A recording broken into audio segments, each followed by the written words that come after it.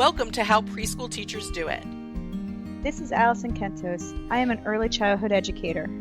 And this is Cindy Tarabush. I am an early childhood consultant. This podcast is for parents and early childhood professionals. Let our experience and research-based knowledge become your guide.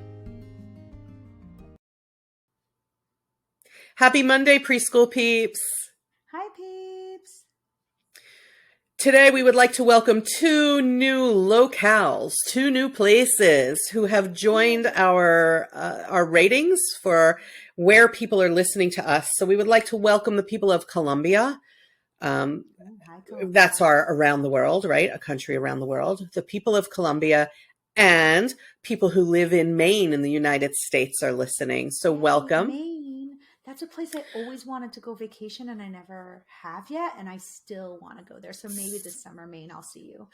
Okay. Beautiful, beautiful state. Yeah.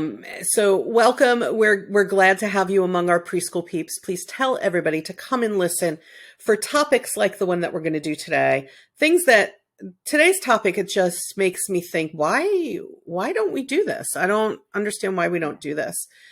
And that is, why don't we teach all children sign language? Where we live in the United States, it would be ASL, American Sign Language. Mm-hmm. Sign language is different from place to place, wherever you're listening to us, because as you know, people listen all around the world to us. Yeah.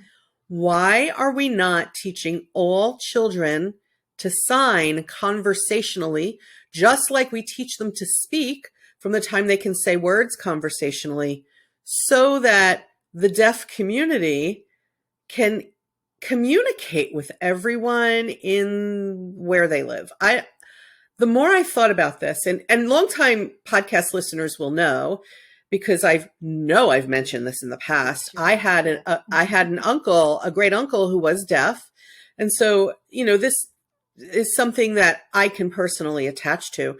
I think that people who are part of the deaf community, I know that they're very proud of their culture and they're very proud of their language, but that doesn't mean other people can't learn their language. As an English speaker, I'm proud of my language. I would like other people to be able to communicate with me. I'm sure people who speak Spanish and French and Russian and all the other languages would really appreciate it when people could communicate with them if they were visiting another country. Yeah. Yeah. But see, the deaf community is not visiting you in another country if they live next door to you. True. And so imagine it's really difficult to go through your neighborhood and not being able to communicate with your neighbor.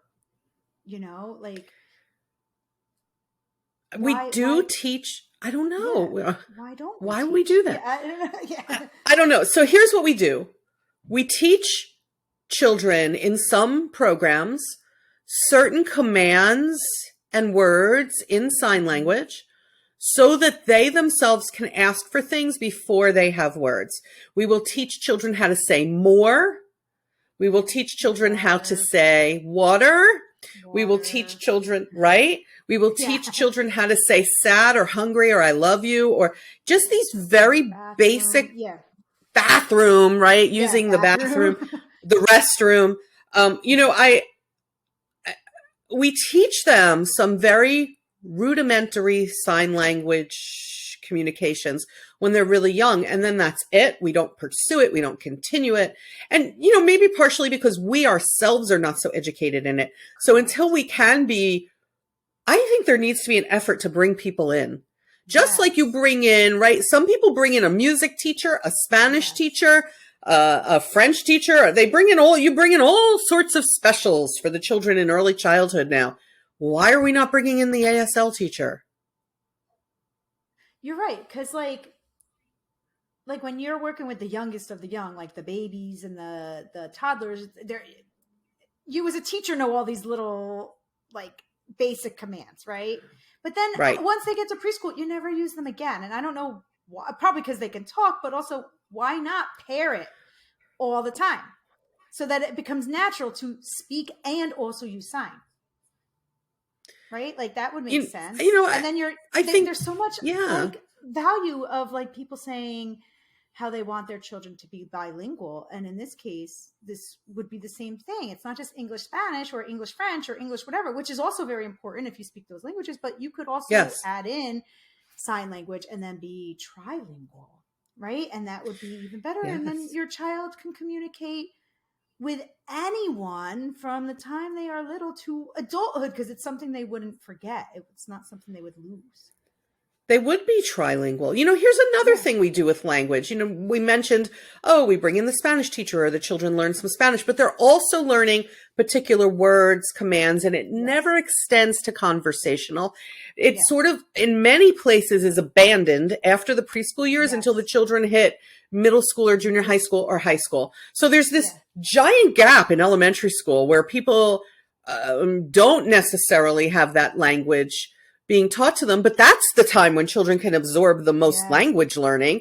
So by the time you get a child to middle school, high school, college, and now you're going to try to teach them Spanish, French, and sign language, it's triple hard for them to learn this. If we were to start, right? If we were, let's say in our early childhood programs, we were to say, okay, we're going to universally teach these children American Sign Language, where we are in the United States, it would be ASL. So if we're going to teach the children ASL, and then the educational systems would say, okay, the early childhood programs are teaching ASL, and we're going to continue to do that through the elementary, middle, and high school to offer that to them and to continue that support. And then do the same thing with the other languages. You're right. The children would be trilingual.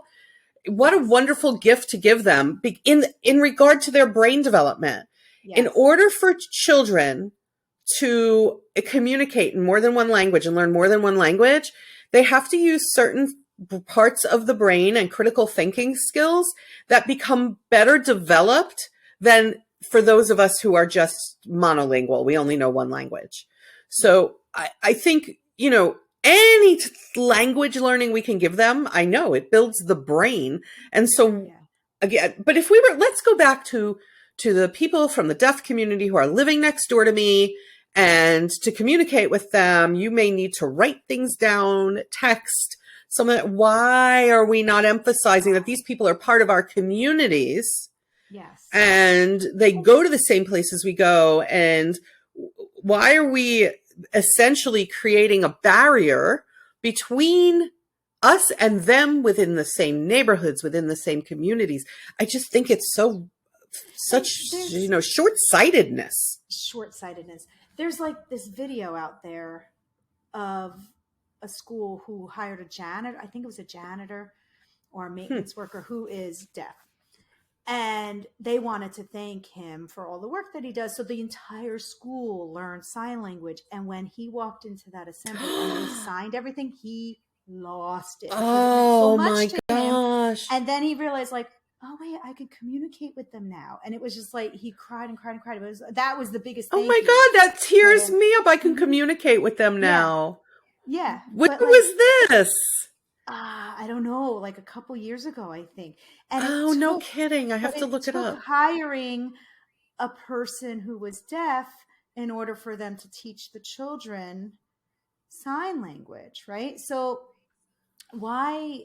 I don't know. But imagine if the children already knew sign language and they hired this person and he walked in on the first day being able to communicate with everybody there. How amazing would that be? It would be wonderful for everyone. Yeah. It would be terrific for everyone. And let's think about, there are children who we teach it to when they're very, very young because they're pre-verbal. They're not yet able to speak. And there are children who grow up without language. Yes. If learning sign language from the time they were very young and all the children around them are learning it, the children who don't acquire language for whatever brain development reason would still be able to communicate with their peers. Yes. Well, I also think, in the program I'm in now, it's very much all the children in my class speak Spanish at home. And some of them know a little bit of English and some of them do not. And I don't know a lot of Spanish. So if we were to teach them sign language from birth on up, right? These children who all speak different dialects of Spanish too, and some speak English, and I don't speak Spanish, we would be able to communicate with each other no matter what. And there are no communication. It's not, it would just be almost like the universal language that no matter where you go, I know I could communicate with this person, whether they speak French, Russian, German, whatever they speak. I know, hey, they know sign language. I know sign language. I can now communicate. At least at some level. I mean, sign language is different from culture to culture, right? American Sign Language is not the same as sign language in a Spanish-speaking country or French-speaking country or Russian-speaking country or any of the other languages, right? Yeah. So it could be different from place to place, but it could have enough commonality that it is more of a leaning more toward a universal communication for people. And I don't know why it is that we have this. I don't know why don't we do this? And I guess maybe it's part of a natural progression that maybe we will come to, having to do with inclusion and disability, and differences and special needs and special education and all these things. Maybe it is sort of the next step that we all look around and say, if we were to teach children XYZ in the early childhood years, look at exponentially, like when you throw a rock in the water and it ripples all the way out. Look, right? The ripple effect of teaching children these things in early childhood, that maybe actually we will then create more inclusive spaces for everyone for their whole lives. Sign language should not be relegated to the mobile infants and toddlers. It shouldn't be just, let's teach them how to say more or hungry or tired or water. It definitely shouldn't be for a performance of songs, because that's an affront to the deaf community. This is their language. It is not an entertainment piece. So, I feel like maybe it is, as we continue to think about inclusion. It's funny, inclusion, which is helping everyone to be included in their environment, whatever that is. Inclusion is supposed to be this wide open way of looking at people. And yet there are boxes where we get put in inclusion boxes, where inclusion only means different ethnicities, or inclusion only means, gender or But inclusion, right. Folks, it should be it's everybody. Everybody. Yes. It should be everyone. And when we do things like limit what children are learning that could actually include the people around them, you're not doing inclusion. I have a friend who works in the special needs community, and she has a blog, and on her blog, she often writes about how inclusion is not a day of the week, and it's not a program, and it's not a special invitation to something. Inclusion is a way of life. It is. And I read that blog. You sent that to me once, and it was enlightening. Like, it really was, because that's what I think a lot of people that are like administrators are like, okay, yeah, we'll do this professional development day, and boom, check the box, we did it. And that's not what it is. It's not. It's a way of life every single day. Yes. Yeah. And don't you think every day, then it does become a way of life. Yeah. Right. And don't you think we need to look around us and be like, okay, here's a group of people who aren't always the ones we think of when we think inclusion. So here's a group of people who we really should be figuring out a way to make their childhoods and their lives and their communities more inclusive. Yes. And I just don't see that happening with something like sign language. Well, Am I wrong? Do any of you? No, you're not wrong, because I feel like when people talk about inclusiveness or diversity or inclusivity, is it inclusivity? What did I say? Inclusiveness? That's not a word. Inclusiveness. Right? We're always making up I don't know. I don't know. I don't know. I could be making up inclusivity, to be perfectly honest. But very rarely do you hear the deaf community should be a part of it. It's always usually cultures or other disabilities or gender. They never mention that. And and I would hate to think that it's sort of like a byproduct of when people who were deaf were shunted in society and they were put in institutions and treated poorly many, many, many years ago. But that's how it was. So, I would hate to think that it still is a byproduct of that we think of them as having to be so separate. If only the rest of us hearing people in the hearing world would educate ourselves, that doesn't have to be the case. Yeah, it doesn't have to be that way. Right. Yeah, we can do better. When you're part of the majority and you have privilege, you don't always think about who are all the people who, if I just educated myself a little bit, I could provide benefit to. We just don't always think of that. I wish we did. Yeah. I wish we did. Too, but we don't. Right.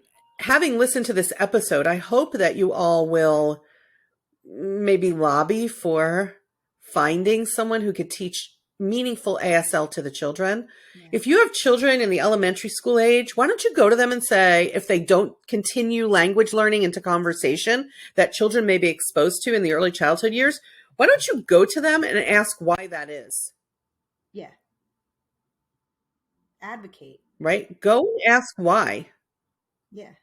Because that's not right. No.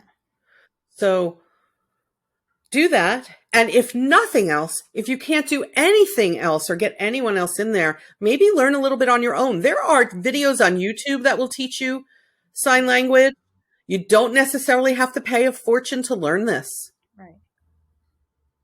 Right. So you can go on and find reputable videos. You can find low-cost ways online to learn it. You can contact organizations having to do with deaf people. Find out what education they offer, and maybe it is a matter of just taking it into our own hands and educating ourselves. Yeah. Yeah. Yeah. Okay, there you go. Some food for thought, preschool peeps. And while you're thinking, go check out Patreon, Patreon, Patreon. Go look for us on there. We have preschool peeps spending as little as $5 a month to help support the ever-growing expenses of doing podcast. Of being a podcaster, being a podcaster.